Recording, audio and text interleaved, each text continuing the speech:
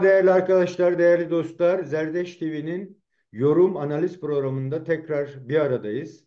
Bildiğiniz gibi son dönemki çalışmaların çoğunu 10. yılını doldurmuş olan IŞİD tarafından gerçekleştirilen Ezidi soykırımının bu 10. yıldaki aşamasını ele almak için yine o konu üzerinde yoğunlaşacağız. Bildiğiniz gibi 2014 Ağustos'un 3'ünde IŞİD tarafından Şengal'le saldırılmış ve oradaki Ezidi halkı üzerinde yoğun bir baskı ve e, bir intiharvari bir çalışma yaparak e, insanların kaçmasına, öldürülmesine, kadınların ve çocukların kaçırılmasına sebep olmuş ve bu soykırım yapılırken de özellikle de Ezidi halkı üzerinde kapsamlı çalışma yaptıkları için 10 günden bugüne Ezidi halkı ne durumda ona bakacağız. Çünkü ciddi anlamda sorunlar hale devam ediyor. Sorunun devamı, su asimilasyonun devamının da kayıp kadınlardan yani 3000'e yakın kadının kayıp olduğu söyleniyor henüz ulaşılamadığı. Buna dair yapılan çalışmalar var. Bu nedenle bugün yine bu konuyu ele alacağız ve bugün değerli bir konuğum var. Değerli konuğum hukukçu Cemile Turhallı ile bu konuyu görüşeceğiz. E, Cemile Hanım hem hukukçu hem DEM Partisi Dil ve Kültür Komisyonu eş sözcüsü ve aynı zamanda Ezidi soykırımına dair çalışmalar yapan ve bu konuda e, o çalışmaların yayınlanması için yazılar, makaleler yazan bir değerli bir konuğumuz. Cemil Hocam merhaba, hoş geldin. Nasılsın? Merhaba, hoş bulduk Kemal Hocam. İyiyim, teşekkür ederim. Siz nasılsınız? Teşekkürler, sağ olasın. Cemil Hoca, bu IŞİD'in soykırım öncesindeki bu 500 bine yakın İslam'ın bulunduğu Sincar'da, Şengal diye de tanımlanıyor. Bu Ezidiler üzerine yaptığı soykırım çalışmasında kayıp insanlar var biliyorsunuz. Ve aynı zamanda bu 10. yılı olmasına rağmen demin de belirttiğim gibi bu soykırımın farklı şekilleriyle devam ettiğini görüyor. Yani gerek insanların yurt dışına veya kamplarda yaşama koşulları, rehabilitasyon için bazı yerlere gitmeli. Bu devam eden bir süreç. Son olarak da ve daha net görebileceğimiz başka bir şey de var. Bu Irak Yargı Konseyi'nin bazı partileri kapatma kararı alması e, ne görüyoruz? Fakat burada dikkat çeken başka bir konu var. Ezdi halkının kendi siyasal çalışmalarını yürütebilmesi için oluşturduğu PADE adında bir parti de var. Bu kapatılmak istenen partiler içerisinde. Bu da gerçekten de kendi öz yönetimini kurmaya çalışan Şengal halkının politik çalışmalarının da sonuçta bu 10 yıllık süreçte soykırımının da devamı niteliğinde ele alınabilir. Bize öncelikle bu konuda neler söyleyeceksiniz? Buyurun. Öncelikle ben de tüm Kürdistan halkını dört parçada bulunan her bir Kürdü ve diasporada yaşayan halkımızı saygıyla, sevgiyle selamlamak istiyorum Ahmet'ten doğru. Şimdi tabii Ezidi soykırımı Ezidilerin de ifadesiyle 74. ferman olarak ifade ediliyor. Şimdi bu sayısal olarak görebileceğimiz bir konu değil. Yani 74. ferman, niye 74. ferman? Çünkü Ezilerin hafızasında ferman bir soykırım demek. Yani Kürtçe ferman zaten soykırım anlamına geliyor. Ve onların kendi sözlü hafızalarında 74 kezdir yok edilmeyle karşı karşıya kalmış olan bir halktan bahsediyoruz. Bir topluluktan bahsediyoruz ki Ezidiler biliyorsunuz etnik olarak Kürtler ama inanç olarak Kürtlerin diyeyim ki Zerdüş inancının aynı zamandaki Mazdek öncesi Mazdek inancını kendini bu ezdilik inancıyla biraz İslamiyet'in de etkisiyle harmanlamış ama aslında Kürtlerin en orijin inancını kendi bağrında taşımış ve günümüze kadar sürdürmüş olan bir topluluk. Ve bu inançları ne yazık ki Osmanlı hakimiyet bölgesi altında yaşarken bir tehdit olarak görüldü Osmanlı tarafından ve sayısızca kendileri 74 ferman olarak da ifade etmişlerse de aslında yüzlerce fermana uğramış olan bir topluluk, bir halk. Ve tabii ki onların hafızasında sürekli bir soykırıma uğrama endişesi var. Ve bu onların yaşadıkları bölgeyi, coğrafyayı da etkilemiş. Çünkü siz de biliyorsunuz 12. yüzyıla kadar Bağkur Kürdistan'ında ve özellikle Kürtlerin yaşadığı coğrafyanın dörtte üçü zaten Ezdi olarak inanca sahipti. Yani Kürtler Ezdi inancına sahipler. Ama Osmanlı'nın 12. yüzyıl ve devamındaki politikalar sonrasında Ezdiler Müslümanlaştırıldılar. Ve kalan da zaten onların kendi normal sayısal sayısının değeri şeyinin çoğunluğunun çok çok azını oluşturuyor bu. Ki Evet. Bağkur Kürdistan'ın da yani binleri ifade edebileceğimiz sayıları kaldı. 70'li yıllara kadar da biliyorsunuz Batman'da, Viranşehir'de yaşıyorlardı. Türkiye Cumhuriyeti'nin politikalarından dolayı, ayrımcı politikalarından ve kışkırtmalarından dolayı yerleşim yerleri saldırıya uğradı. Hayatlarına kastedildi ve haliyle Ezidiler kendilerini daha koruyabilecekleri ve geçmişten de gelen hafızaları da olduğundan sizin de bahsettiğiniz Sincar yani Şengal bölgesine yerleştiler. Çünkü Şengal dağlık bir bölge ve silsile halinde devam eden bir dağlık alandan bahsediyoruz. Bir bölge Ezilerin yaşadığı bu bölge aslında. İkinci bir bölge de Şehan dediğimiz Duhok tarafında olan bölgedir. Orada da zaten Ezdilerin kendi ibadet yerleri de var. Laleş de mesela oradadır. Haliyle bu iki bölgenin yine Irak bölgesel yönetiminin Irak bölgesi sınırlarında içinde kalan bir bölgede yaşıyor Ezidiler. Yani en azından 20. 21. yüzyıl itibariyle 2014'e kadar da böyle bir yerleşim alanı da yaşıyorlar diyebiliriz. Evet. Şimdi dediniz ki Irak Yargı Konseyi'nin aldığı bu karar aslında bize fermanın devam ettiğini gösteriyor. Evet. Ferman 2014 tarihinde evet 3 Ağustos'ta başladı, yürütüldü. 500 bin Ezidi göç etti bu ferman sonucunda. 5.000'i katledildi. 3.000 üzerinde insanlar alıkonuldu. 5.000 üzerinde insan alıkonuldu. Kadınlar, çocuklar, erkekler ki bunun 2.000 civarı kişisi şöyle söyleyeyim sonradan kurtarıldı. Şu anda da kayıp olduğu resmi Ezidi Kurtarma Ofisi'nin kendi verdiği veriye göre 2.700 civarında Ezidi kadın, çocuk, erkek kayıp. Yani Evet. halen bunlara ulaşılabilmiş değil. Evet. Şimdi halen kayıpsa Ezdiler bu aslında fermanın halen de devam ettiğini gösteriyor. Ama fermanın bitmediğini, devletler eliyle de sürdürüldüğünü gösteren çok daha şey var. Evet. Sizin de bahsettiğiniz Irak Yargı Konseyi'nin ki Irak yönetimi tarafından alınan bir karar olduğunu gösteriyor. Çünkü Irak Yargı Konseyi'nin politik bir karar olmadan bu kararı verebilmesi mümkün değil. Neden 2024 tarihinde soykırımla karşı karşıya gelmiş, yok olmayla karşı karşıya gelmiş, dünyanın göz önünde gerçekleşen bir soykırıma karşı bu soykırımın faillerinin yargılanıp cezalandırılması gerekirken bugün tekrardan Ezdilerin yaşamlarına ne yazık ki kastedilmiş durumda olduğunu görüyoruz ne yazık ki. Şimdi Irak düşünün. Konseyi'nin bu kararı bağımsız mı yoksa başka etkiler ne olabilir bu kararı vermesinde? Bu karar çok açık ve net bağımlı bir karar. Yani siyasetin bir kararıdır. Yargının vermiş olduğu bu karar. Çünkü niye?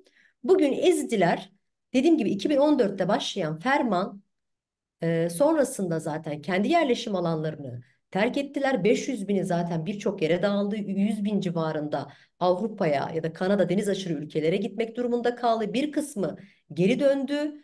Bir kısmı zaten katledildi. Dolayısıyla bunlara ilişkin genel bir çözüm yapılması yani çözümün oluşturulması gerekirken yani Ezidi Kürtlerin yerleşim alanlarında onları güvenli bir alana taşınması gerekirken bugün bu kararın aslında siyaseten bağımsız bir karar olmadığını biliyoruz. Bugün bu fermanın gerçekleşmesinde de IŞİD evet birinci dereceden sorumludur elbette ki ama IŞİD tetikçi paramiliter cihadist selefi bir yapıdır. Hı Biz hı. biliyoruz ki Kürdistan coğrafyasında, Orta Doğu'da esasında yürütülen savaşlar artık vekalet savaşlarıyla yürüyor. Bugün eğer Irak bölgesinde yaşayan Ezidiler, Irak askerleri tarafından, KDP güçleri tarafından eğer korunmamışsa, bu zaten Irak hükümetinin ve Irak Kürdistan bölgesel yönetiminin sorumluluğunda olan bir şeydir. Onlar koruyamadıkları için onlar bugün Ezidileri orada yalnız bırakıp kendilerini müdafaa etme haklarını ellerinden alarak, ellerindeki silahları alarak oradaki askeri olarak konumlandırılmış peşmerge güçlerini çekerek zaten başından itibaren bu soykırıma ortak oldular. Ama 10 yıl sonra bugün kamplara dağılmış olan, ki Haziran 21 tarihinde Irak bölgesel yönetimi ve aynı zamanda Irak devleti bazı kararlar aldı.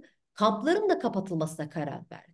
Şu an Yani 300 bin civarında bu kamplarda yaşayan Ezidi var. hı. Üç. Ve bunların Temmuz ayına kadar boşaltılması istendi Irak devleti tarafından.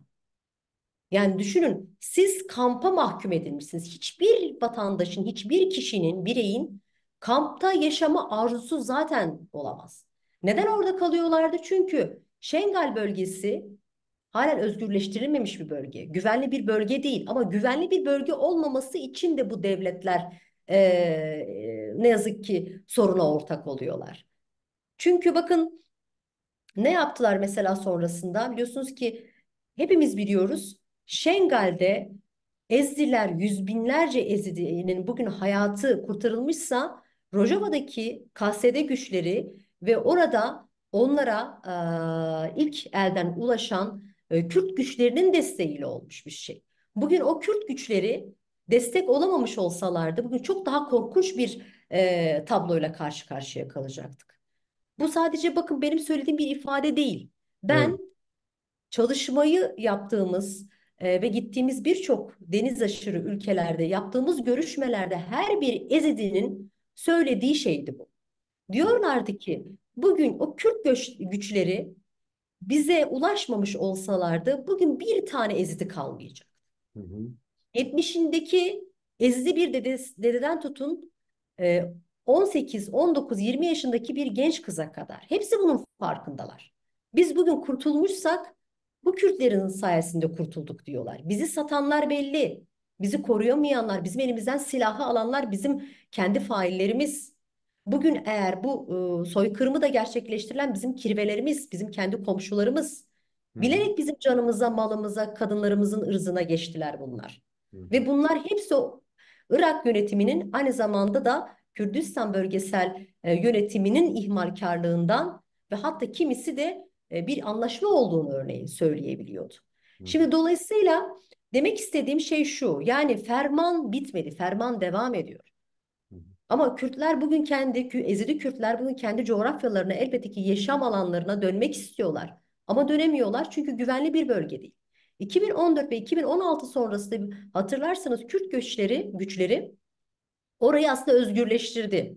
Şengal bölgesi esasında Musul'a bağlı olan bir yer. Yani Musul ilçesine bağlı olan bir bölge. Hatta aşağısına Şemal, yani güney denir. Yukarısı da kıblettir. Yani kuzey olarak ifade ederler. Yani oradaki köylerin kendini konumlandırma biçimi de Şemal.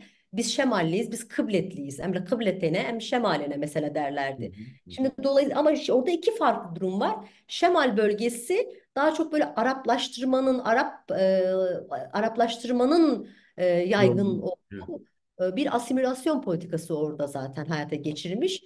Kıblet bölgesi Kürdistan bölgesi yönetiminin aslında o dediğimiz tartışmalı bölgelerden olan bir bölge. Yani Kürt Ezilerin yaşadıkları böyle bir durum da var. Yani o tartışmalı bölgeler orada yapılacak olan bir referandum sonrasında Kürdistan bölgesel yönetimine mi bağlanacak, yoksa Irak devleti yönetimine bölgesi alanına mı bağlanacak tartışmasından dolayı bir referanduma bağlanmıştı. Ama yıllarca mesela bu referandum da gerçekleştirilmedi. Ta ki bu soykırım sonrasında Eziler şunun farkına vardılar: bizi koruyan hiçbir güç yok.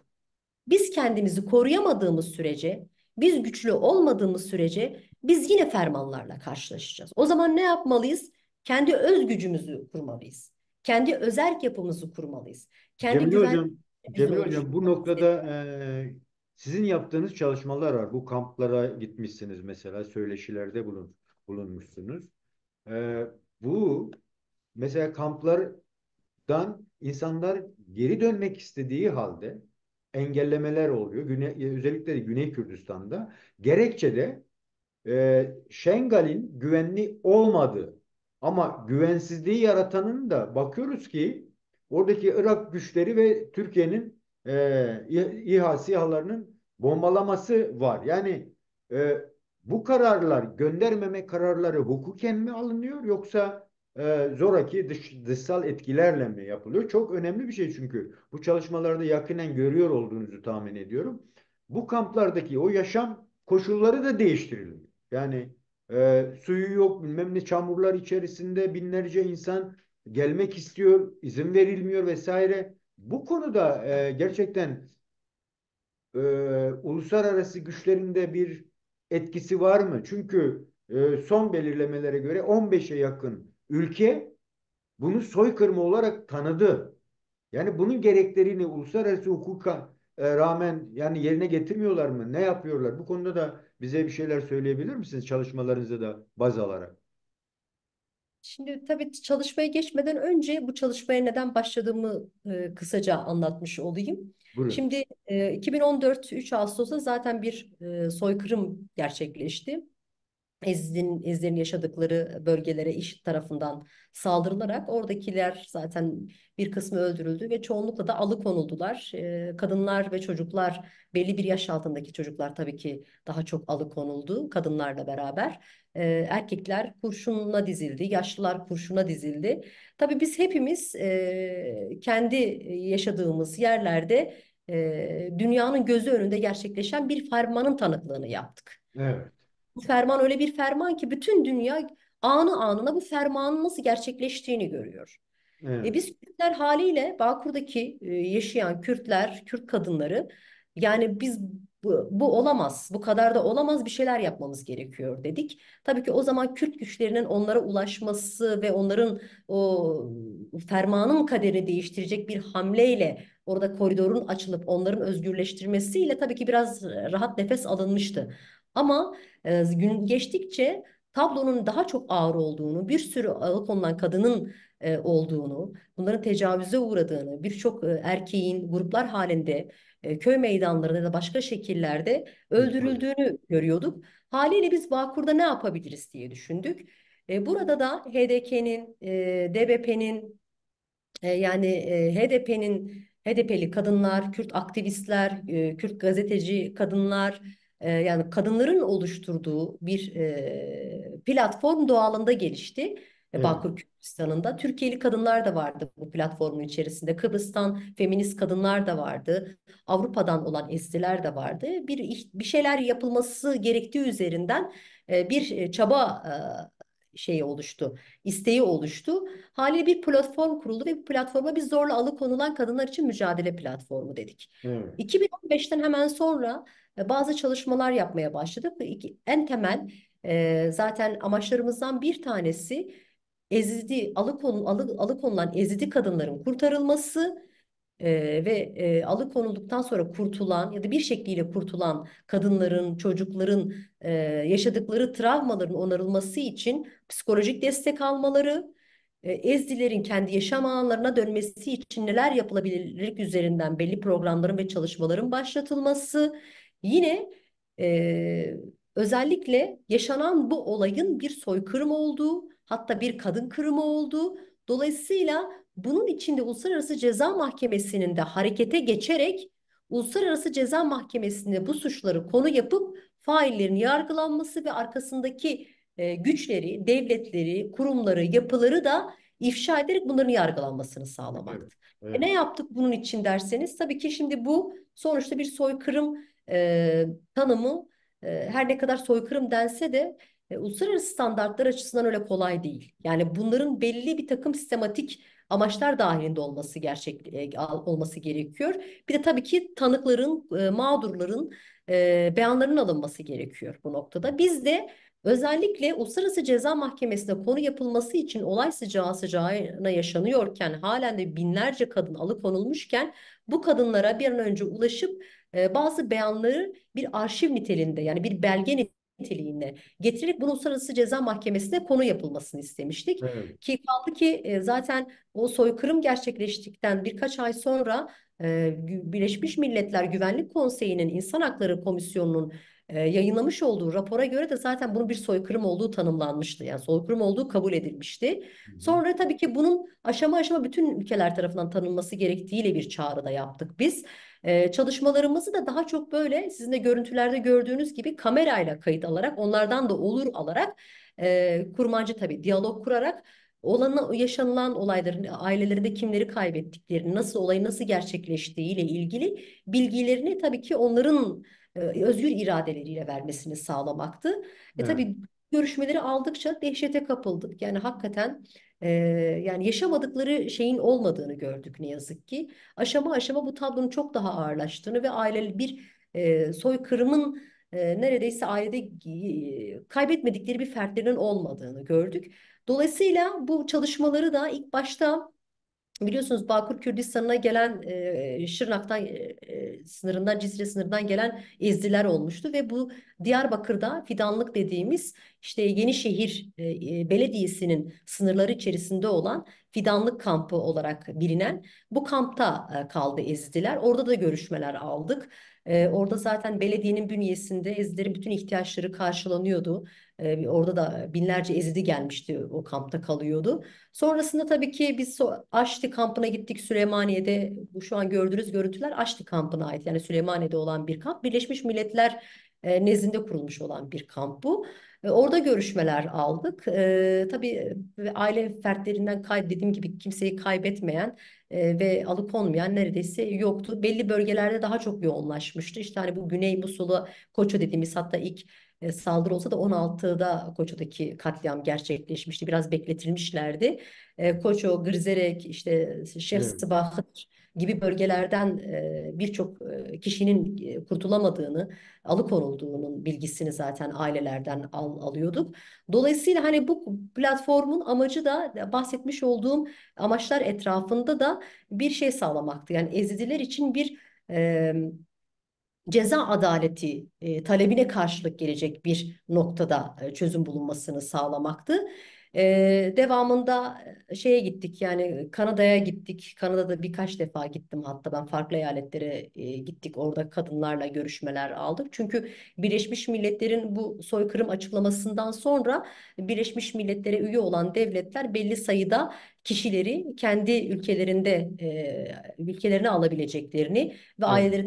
aile fertlerinden birinin de Kürdistan Bölgesel Yönetimi'nin belirlediği kişiler üzerinden alabileceklerini söylemişlerdi. Oraya da birkaç bin Azide alınmıştı ama yine mesela Suriye İç Savaşı çıktığı zamanki süreçlerde de Birleşmiş Milletler yine bir açıklama yapmıştı devletlere hani bu konuda savaş tehlikesi olan ve savaşın yaşandığı yerlerdeki kişilerin yaşamlarının güvenceye alınması ve kurtarılması için mültecilerin, sığınmacıların alınması gerektiğiyle ilgili ama orada baktığımızda çok yani mesela Kanada gibi bir ülke çok geniş büyük bir ülke 20 bin 30 bin her sene diyelim ki Suriyeli mülteci alırken Ezdilerden 3 bin alabilmişti. Yani çok yani hakikaten bu kadar Yani soykırımı burada çok böyle şey yapıldı 30 bin onlar o 30 binin hepsi Ezdi değildi öyle mi? değildi. Hayır değildi. Onlar bir şey olarak belirlemediler. Ezdi olarak söylemediler onları. Suriyeliler Yani diye Irak'tan belirlediler. alınmıştır onlar. Hı. Yani diyelim ki içinde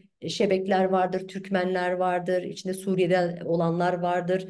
Yani biz çünkü şeye gittiğimizde, Kanada'ya gittiğimizde orada bazı yetkililerle özellikle o göç idaresinin yetkilileriyle de görüşüyorduk. Çünkü orada istihdam edilen ve yıllar önce giden Ezdi kişiler de vardı.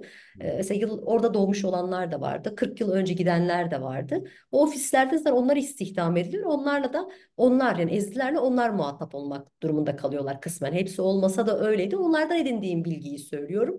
Hı. Yani onlarda öyle bir ayrıştırma yok. Yani Ezdileri de halk olarak, topluluk olarak da zaten tanımıyorlar.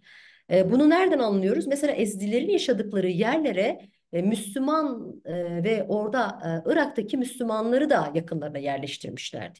Oysa ki zaten Yani tehlike oradan gelen bir şey. Yani kendi katilini, kendi zanlısını görebilme ihtimali olan bir durumdan bahsediyor ki bu da yaşandı. Bakın gittiğimiz bir ailede tecavüzcüsüne, yani bir IŞİD failine denk gelmiş birisi ve bunu hemen adli makamlara bildirmişti Kanada'da. Bir şok yaşamıştı yani. Onun için inanılmaz travmatik bir şeydi. Çünkü kendisine tekrardan bir şey olacağı korkusu vardı. Cemil Yani Hoca, bunu bu ne konuda bu kadar mı konuda ilgilendirdiler? affedersin, biraz daha böyle bu uluslararası boyutuna bakacak olursak, dedim yani 15 ülkeye soykırım olarak tanımasına rağmen gördüğüm kadarıyla yani hem hukuki hem de böyle sosyal destek niteliğinde yeterince sanki ilgi gösterilmiyor gibi bir durum söz konusu. O nedenle bu uluslararası e, yani kabul edilmiş olan bu ezdi, özellikle kadınlar başta olmak üzere bir rehabilite çalışması var mı yok mu? Çünkü en son Almanya'da bir bilgi var. İşte bin taneye yakın kadının rehabilite noktasında çalışmalar içeren konumlarda olduğunu söylendi. Bu konuda bize neler söyleyeceksiniz? Yani hem şu an ülkede bulunan ezdilerle ilgili, işte hem Türkiye'de hem Irak'ta hem Şengal'de, bir de uluslararası boyutuna baktığımızda ülkeler gerçekten bu rehabilitasyon noktasında desteklerini sürdürüyorlar mı? Sürdürüyorlarsa hangi aşamada bu durum? Yani uluslararası sistemin bu konuda çözüm üretmediğini kendim bizzat gözlemlemiş biriyim. Evet. Dediğim gibi yani yaptığımız Kanada'daki yetkililerden tutun da Almanya'da bazı bu alanda çalışan ve devletle işbirliği yapan rehabilitasyon merkeziyle doğrudan ezileri buluşturmaya çalışan bütün kurumlar, yani STK'lar ya da devlet göç idaresi ya da merkezi yapı destekli olan bütün kurumların bu konuda bir kere ciddi bir bilgisizliği var. Yani eziler nasıl bir topluluk onu bilmiyorlar. Müslüman mı, Müslüman değiller mi? Nasıl yaşarlar? Hangi dili konuşurlar bilmiyorlar. Onlar kendi kafalarında Irak'ta yaşayan Müslümanlar. Böyle düşünüyorlar. Yani Hristiyan değilse bunlar onlar için tamamen aynı bir şey oluyor. Aynı bir grup içerisinde değerlendirilmeleri neden oluyor. Çünkü mesela birçok kadının mesela Ezgilerin biliyorsunuz kendileriyle ilgili bir takım inançları var. Hani böyle belli renklere karşı olan hassasiyetleri, belli ifadelerin kullanılmaması, belli yiyeceklerin yenmemesi. Yani bunlar onların inançlarının bir parçası zaten biliyorsunuz. Mesela Evet. bu noktada daha bir hassas davranılabilir. Onlarla iletişim kurarken bile böyle bir hassasiyetinin olmadığını zaten kendileri de söylüyorlar. Yani doktorun yaklaşımından tutun da bir idari kurumun, idari bir otoritedeki memurun yaklaşımına kadar ne yazık ki o yaşadıkları sürekli travmatize eden bir yaklaşımla muhatap olmuşlar ne yazık ki. Şimdi uluslararası sistem ne yazık ki bu fermanın bir parçası bana sorarsanız. Bugün gerçekten de gerçek bir müdahale olmuş olsaydı bu ferman gerçekleşmeyecekti. Bugün Irak devleti izin vermemiş olsaydı ve haberdar etmiş olsaydı, çünkü hepimiz biliyoruz ki Musul'a girildikten sonra zaten Ezilerin yaşadıkları yerlere bir saldırı olacağı belliydi. Kürt güçleri o yüzden tedbirini almışlardı. Hani zaman zaman muhtemelen bazı açıklamaları okumuşsunuzdur. Ya. Yani orada bir soykırımının gerçekleşmemesi zaten beklenemez. Yani yaşadıkları yer yıllardır zaten tehdit ediliyorlar. Ama ne oluyor? Gelin görün ki Koço gibi bir bölgede bile bugün Kürdistan bölgesel yönetimi hayır size bir şey yapılmayacak merak etmeyin diyebiliyor. Aracı olan Araplar, yani Sünni Araplar hayır siz bir şey size bir şey yapılmayacak merak etmeyin biz sizi koruyacağız diyorlar. Sonraki gün Koça köyüne gelip diyorlar ki Müslüman olacaksınız. Koca köyünün Ezidi muhtarı da görüşmeler yapıyor. Hayır bize karışılmayacak diyor ve o yüzden orada kalıyorlar mesela. Ve kimse bunlara hadi uyarıp bir an önce orada kurtulun. Bakın bunlar her türlü katliamı yaptılar. Çünkü Türkmenleri öldürüyorlar biliyorsunuz öncesinde. Silahları da toplatılıyor. Bağdat'ta. İşin kötü Tabii. tarafı Bu elinde. kadar ciddi silahları ele geçirmişler. Irak devletinden bu silahları almışlar. Kendinizi koruyun, kurtulun demiyor mesela. Ve orada 16 Ağustos'ta biliyorsunuz Koçuk köyünde Eziler Müslümanlaşmayı, Müslüman olmayı kabul etmedikleri için bütün erkekler kurşuna dizildi.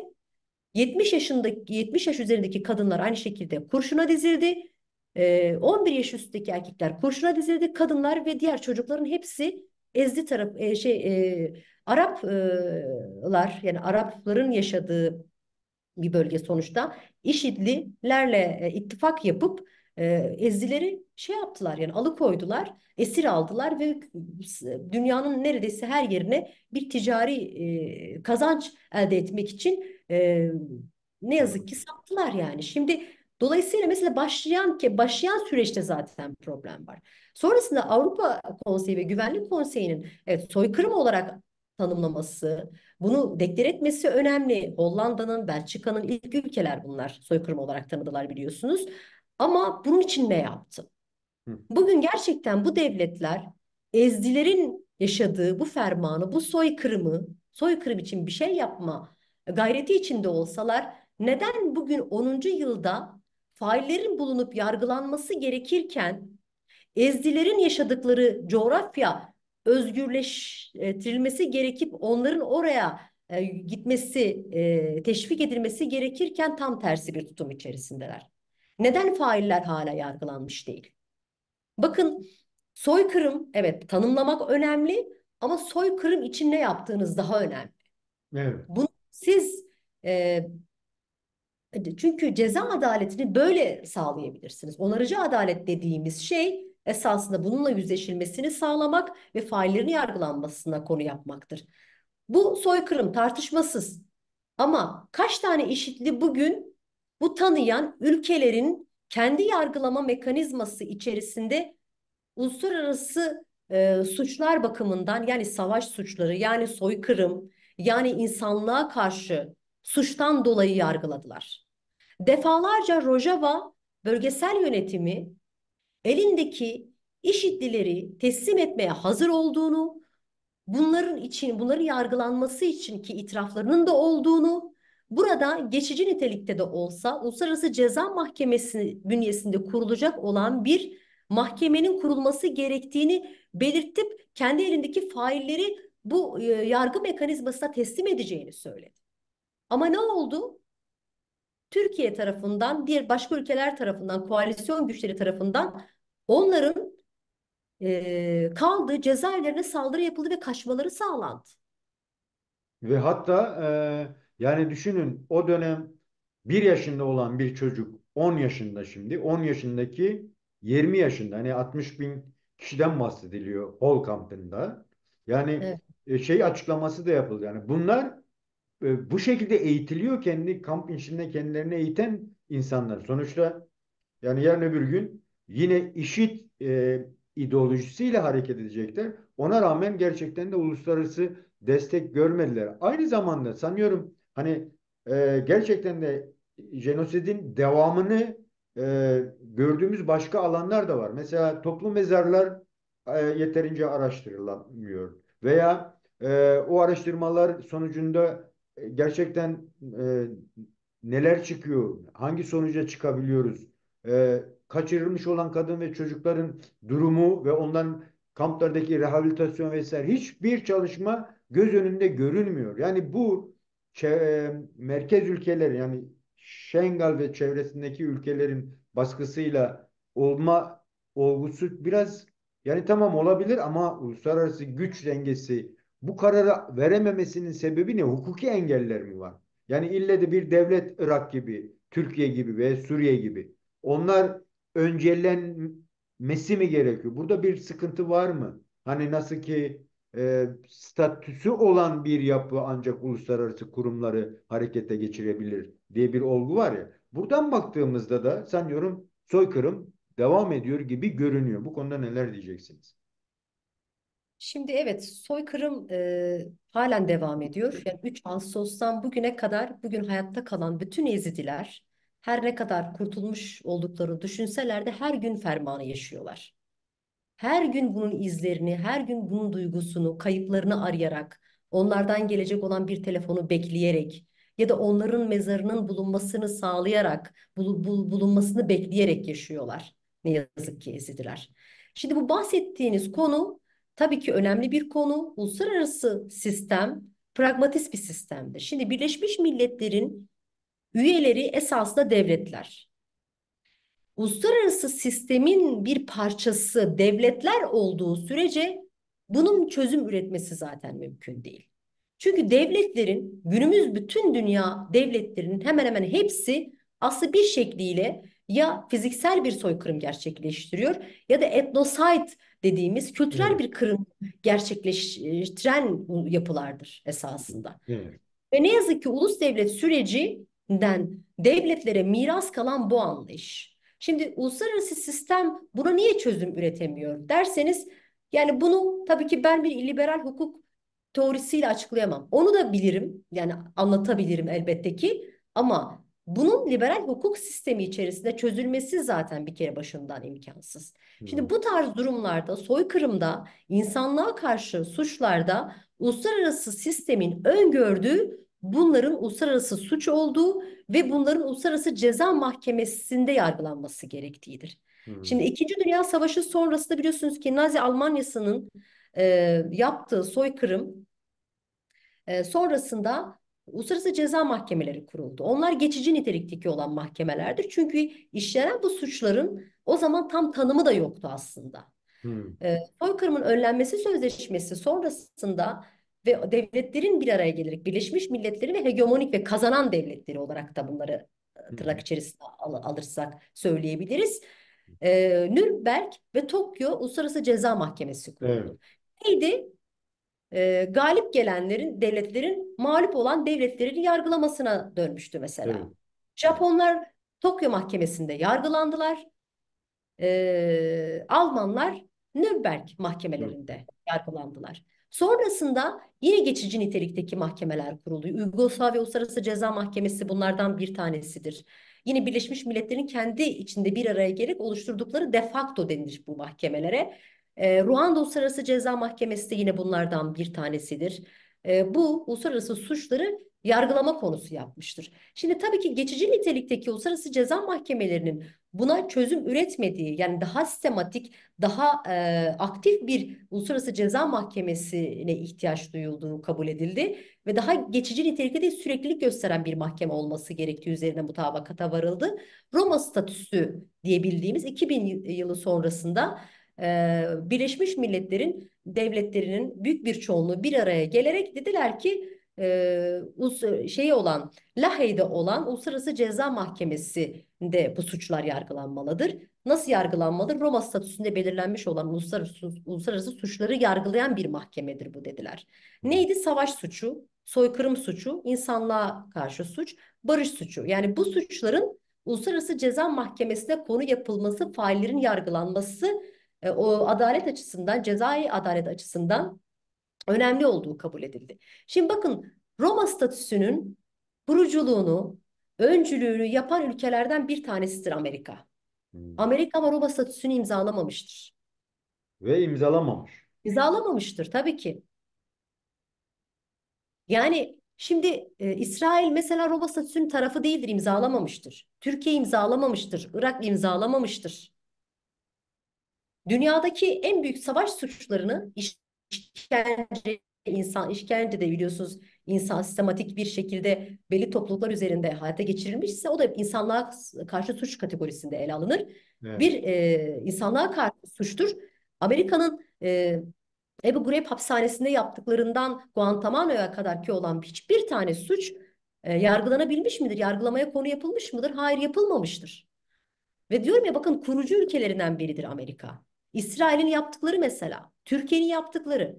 Ama bu sözleşme öyle bir sözleşme ki Birleşmiş Milletler'in Güvenlik Konseyi'nin oy birliğiyle aldığı, yani Güvenlik Konseyi ve daimi üyeleri var biliyorsunuz. Hı hı. Alacakları oy birliği kararıyla da bir ülkenin vatandaşının e, yargılanması uluslararası, yani Roma statüsüne göre Uluslararası Ceza Mahkemesi'nde yargılanması da pekala mümkün. Bunun için oy birliğiyle karara ihtiyaç var. Hı Birleşmiş hı. Milletler'in Güvenlik Konseyi'nin daimi üyeleri tarafından. Mesela Çin kabul etmedi bunu. O. Çin kabul etmedi, Rusya kabul etmedi. Fransa bu öneriyi getirmişti.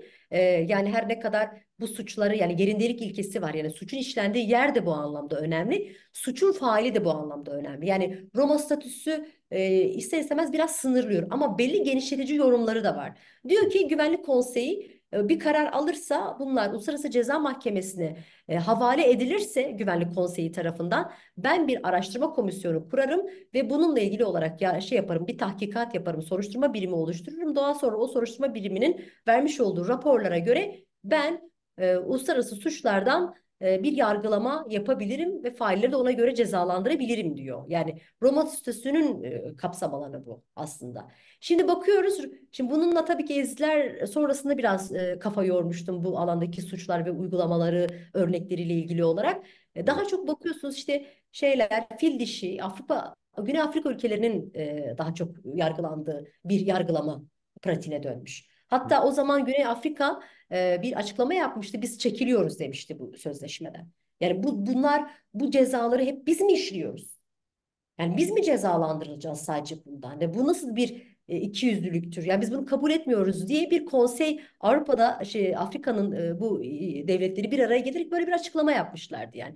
Uluslararası Ceza Mahkemesi'nin işi sadece Afrikalıları mı yargılamaktır? Afrika devletlerini mi yargılamaktır demişlerdi yani. Hmm. Yani bunun gibi tabii pratikler var ya bugün baktığınız zaman hiçbir güvenlik konseyinin daimi ülkesi de yargılanmamış. Yani hegemonik olarak Avrupa'da, Afrika'da, Asya'da hiçbir devlet bugüne kadar bu suçlardan dolayı yargılanmadı. Yani bu da onun zaten amacını biraz da ortaya koymuş oluyor. Evet, maalesef hele hele Orta Doğu gibi bir bölgede yürütmek istedikleri savaş da göz önünde bulundurulduğunda hem emperyaller hem de onların alt birimleri, emperyal ülkelerin bu konuyu sümen etme, altı etme olasılığı çok yüksek. Yani son 10 yılda da bunu görüyoruz.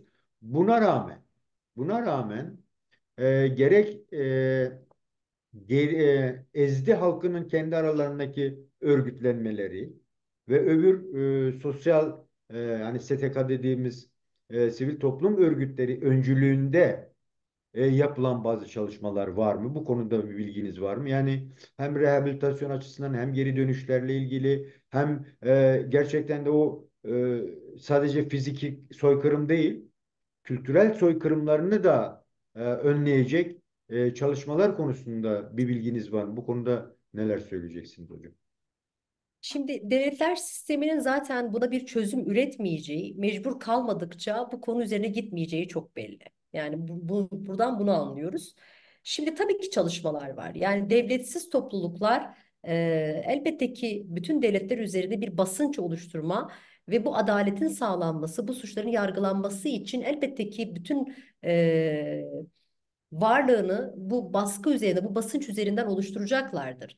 Ama şunu da bilelim. Yani bugün Şengal coğrafyası Şengallilere, Ezdilere bırakılırsa, onların kendi iradesine teslim edilirse, onların güvenlikleri kendilerine bırakılırsa, inanın bakın yüz binlerce Ezidi gitmiş olduğu ülkelerden kendi yaşam alanlarına, yaşadıkları yerlere dönecektir. Bakın biz yurt dışındayken özellikle mesela Kanada'da yaptığımız görüşmeler ile işte Süleymaniye'de Aşti kampında yapmış olduğumuz görüşmeler arasında fark vardı. Biz diyorduk ki orası çünkü sorduğumuz sorulardan bir tanesi buydu. Özgürleşirse, özgür olursa döner misiniz?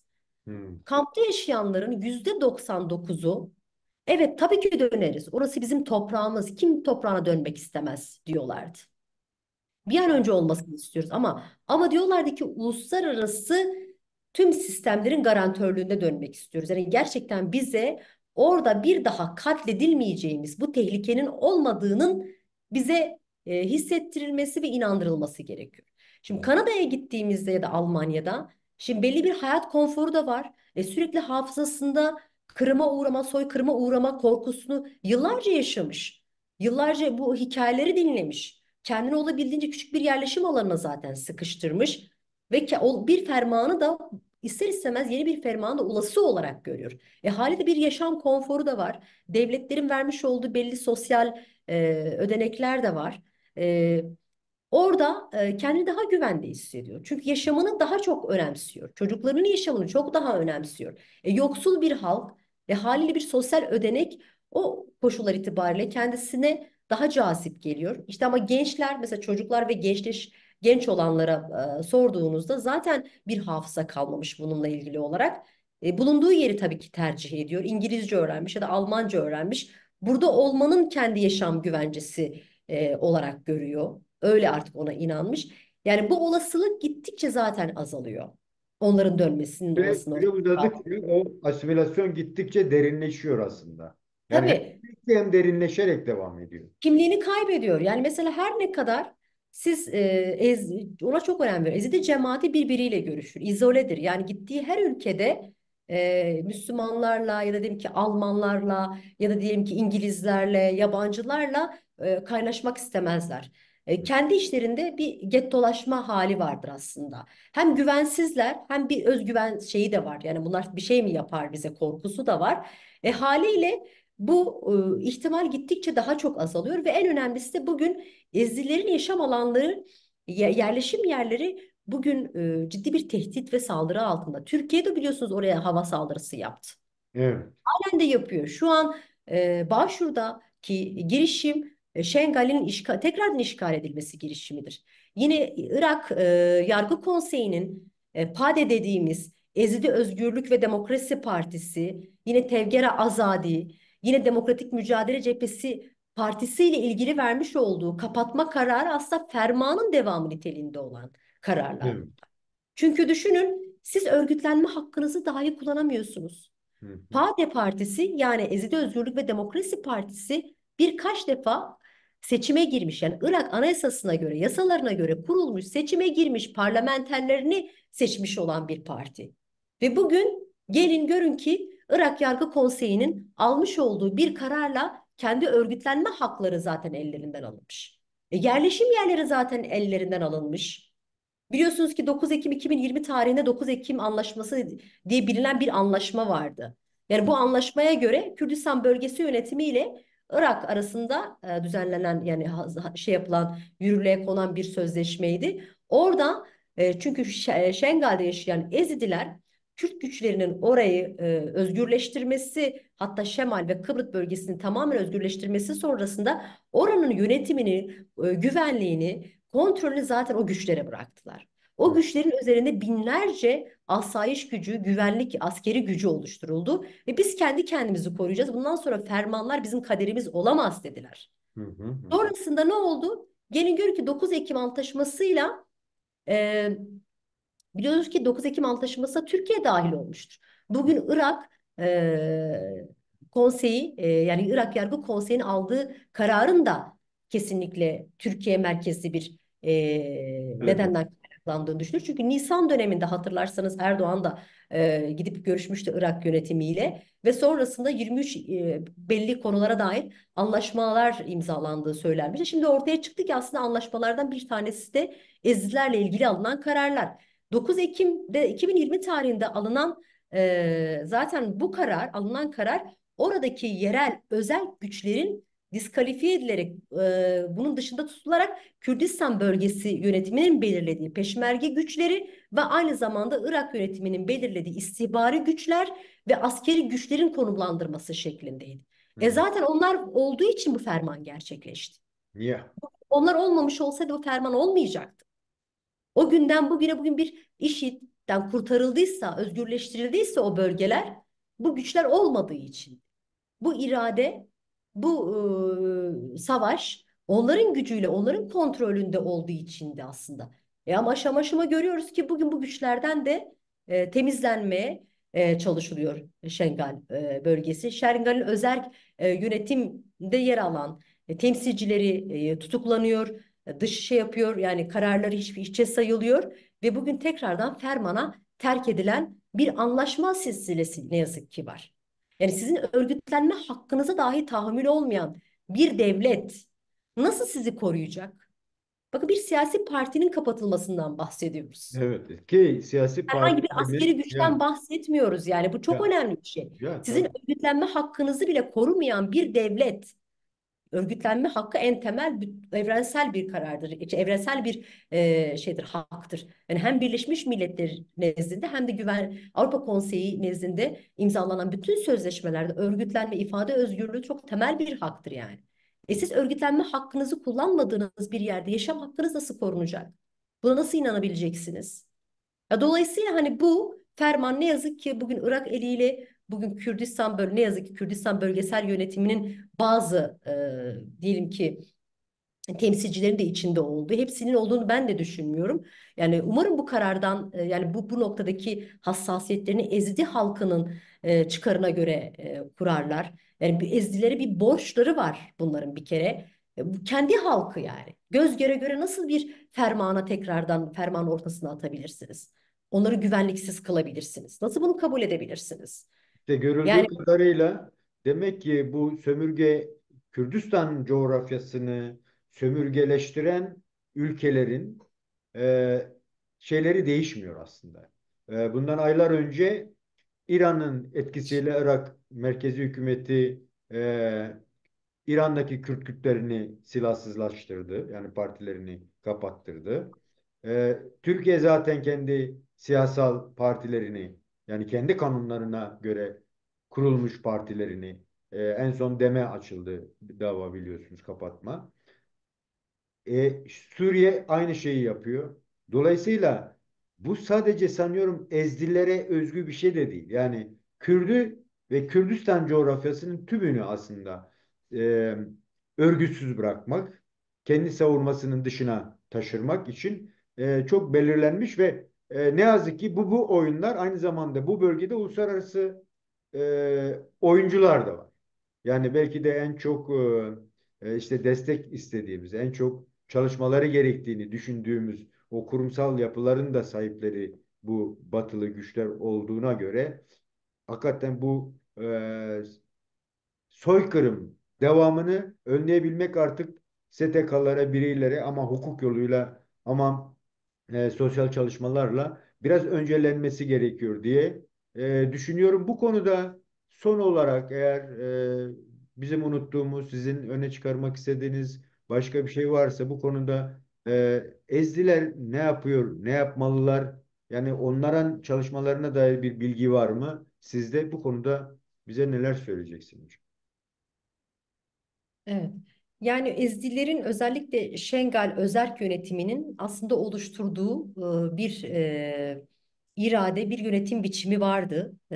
Ki hani bu yönetim biçimi ve bu iradeye saygı esas alınmış olsaydı, inanın bu sorun zaten kendiliğinden belirli bir aşamaya gelecek. Halbuki oluşturulan meclisler çalışmalarını devam ediyor mu? Tabii şu an devam ediyorlar. Zaten açıklama yaptılar. Biliyorsunuz hem partilerin yani PADE'nin kapatılması, Tevger Azade'nin kapatılması sonrasında bu partinin üyeleri, özel bölgenin şeyleri, temsilcileri açıklama yaptılar. Yani düne kadar da basın açıklamaları yaptılar. Dediler ki biz bu Irak Yargı Konseyi'nin kararından bir an önce dönmesini bekliyoruz. Bu kararlara itiraz ettik. Yani orada da belli bir itiraz süreci var ama yani sonuçta bu faaliyetlerin devam etmesine izin vermeyecek. Yani Irak bu noktada devlet gücünü, erkini kullanıp kapatma yönündeki kararını sürdürürse zaten örgütlenme haklarını kullanamayacaklardır. Yani zaten Ezdiler bugün Osmanlı ve Irak devletleri yani Irak devleti tarafından tarihsel sistematik olarak eşit yurttaşlık hakkından biliyorsunuz mahrum bırakıldılar. Bu yeni olan bir şey değil.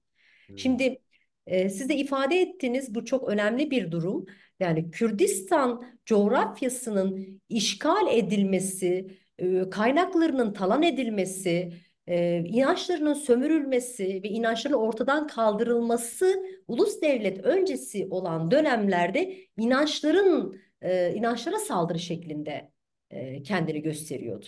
Evet. Yani formüle ediliyordu. O zaman biliyorsunuz kimlik dediğimiz şey sizin konuşmanızdan bağımsız olarak da değerlendirilebiliyordu. Yani siz Müslümansanız, Hristiyansanız ayrısınız. Yani Yahudi olmanızın ya da diyelim ki Ermeni olmanızın bir anlamı yok. Hristiyan mısınız, Müslüman mısınız ya da başka bir dine mensup musunuz? Ezidi misiniz? Ezdiler bakın inanç olarak dahi görülmediler. Hmm. Yani bu onların bir inanç olarak kabul edilmedi. Yani bu kavramı kullanmak istemiyorum. Tapanlar olarak Hı kabul hı. edildi. Evet. Dolayısıyla onların Müslümanlaştırılması ve onların katli vacip öldürülmesi zaten devletin yasaları gereğince olması gereken bir şeydi. Hatta kendi işlerinde Osmanlı yapısı Ezdileri Müslümanlıktan dönen Müslümanlar olarak şey yaptılar. Evet. belirlediler. Yani bunlar daha önce Müslümandı. Sonrasından tekrardan başka bir dine döndüler. Yani kafir de değiller. Bunların biliyorsunuz Osmanlı yasalarına göre, şeriat kanunlarına göre öldürülmesi gerekiyor. Yani bunların affı yok. Hmm. Öyle kabul ediliyorlar. Dolayısıyla Kürdistan coğrafyasının sömürgeleştirilmesi ve kendi kaynaklarının da sömürülmesinin bir gerekçesiydi Ezdileri katletmek, Hı hı. Müslümanlaştırmak. Şimdi günümüze kadar da bu talan, bu yağma, bu soykırım halen sürdürüldü. 2014 tarihi itibariyle kendi ifadeleriyle 74. ferman olarak devam etti. Evet. Yani Ezdilerin yaşadıkları bölge şu an evet Şengal'de de Ezdiler Müslümanlaştırılıp Araplaştırılmaya çalışıldılar. Niye Arap kemerleri oluşturuldu Ezdiler arasında Saddam tarafından? Amaç onları yıldırmak, kontrolünü Birbirinden sağlamak, koparmak. Araplaştırmaktı. Hatta Kızıl Araplaştırmaktı. Kürdistan'dan Şengal'e kadar aslında bir Ezdi kanalı var yani. Onların Tabii tümü yok tabii. edilmiş, silinmiş. Kürdistan'a sor, Gürcistan'da, Evet. Ermenistan'da ciddi bir ezdiği şey var, nüfusu Ya, var aslında. ya Yani Kürdistan'ın zaten en kadim halklarını topluluğu sonuçta topluyor. ve Kürt aslında Ezidiler Kürtler yani inanç olarak o eski değerlerini yaşatabilmiş olan ve bunu Ezidilik öğretisiyle kabul etmiş olan bir Tanımlanan. Evet. halk diyoruz. Ama etnik olarak zaten Kürtler. Hani kendilerini tabii ki Kürt olarak tanımlamamaları da bir durum biliyorsunuz. Buna çok biz takılmıyoruz yani. Ama gerçekten orijin Kürtler. Yani onların kendi sofralarına ortak olduğunuz zaman, yani sofralarına oturduğunuz zaman dersiniz ki ben bir Kürt. Evet yani ben de bunları yiyorum diyorsunuz mesela. Biz de aynı şekilde besleniyoruz Aslında bu diyorsunuz. konuda da Cemile Hoca dikkatimi çeken bir şey var. Bu önceleniyor gibime geliyor. Yani evet bizler onları Kürt sayıyoruz da onların da kendilerini Kürt saymaları gerekiyor tartışmasının ötesinde ısrarla öyle olmadıklarını yani bu bile aslında asimilasyonun başka bir boyutu. Yani kendinden uzaklaştırma. Yani çok sık gündeme getiriliyor ama hemen kapatılıyor. Çok bilinçli bir çalışma diye düşünüyorum. Dolayısıyla belki başka bir çalışmanın konusu olabilir. Ama Ama bu şu açıdan önemli. heh, Böyle olduğu için aralarında bir birlik sağlanamıyor.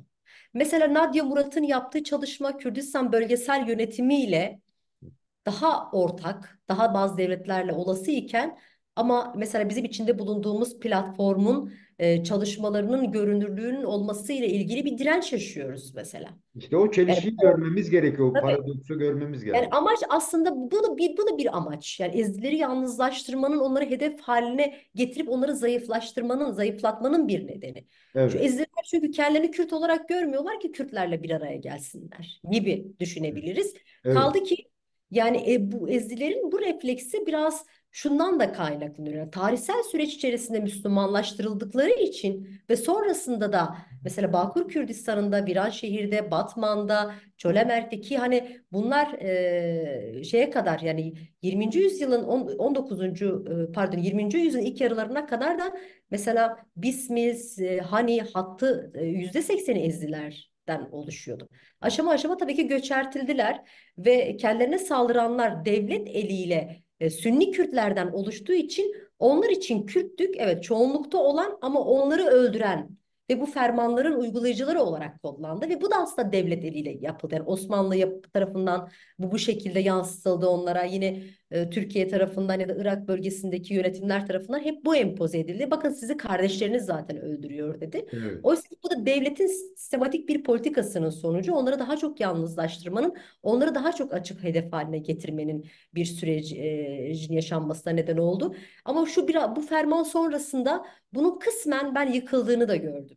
Çünkü Hı kendilerini koruyanların Kürt güçleri olduğunu gördüler. hı. Hı. Mesela bizi böyle gördüklerinde diyordu biz sizi tanıyoruz. Sizin şekliniz şıkle ve şıkle vanaye diyorlardı. Allah. Yani böyle bir şalımız mesela diyelim ki saç şeklimiz, stilimiz yani benziyoruz tabii ki Bağkur Kürdistan'ında yaşayanlar olarak. Evet. Haliyle onlarla mesela şey kurmuşlar. Onlara ilk elini uzatanlar sen diyor ne kadar çok benziyorsun diyor mesela ama mutlu oluyor bizi gördüğü zaman. Evet. Bağkur'dan geldik ya da ben avukatım mehamime ez mehamime dediğim zaman çok mutlu oluyorlardı ve müthiş böyle bir sofrasını açıyorlardı. Eskiden mesela şey diyordu bizim bazı eski Ezidi arkadaşlarımız, Kürt arkadaşlarımız diyordu ki biz gittiğimizde bize diyorlardı ki geldiniz evimize hoş geldiniz.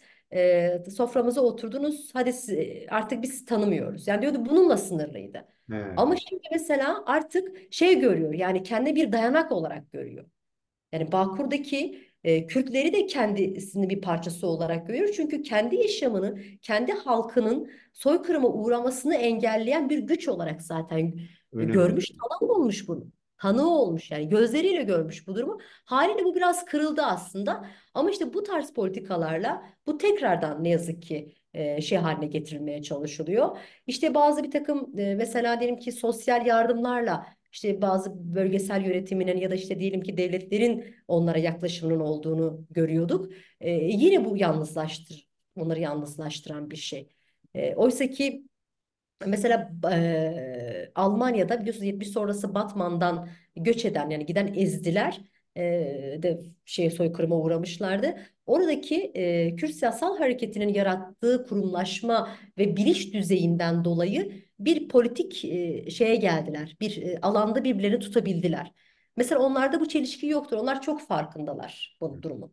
Yani kendilerinin etnik olarak Kürt olduklarını ve bunu bir dayanışmayla yaşamlarını sürdürmesinin onlar için elzem olduğunu, Kürdistan'ın kendi coğrafyaları olduğunu ve işgalcilerin kim olduğunu çok rahat söyleyebiliyorlar.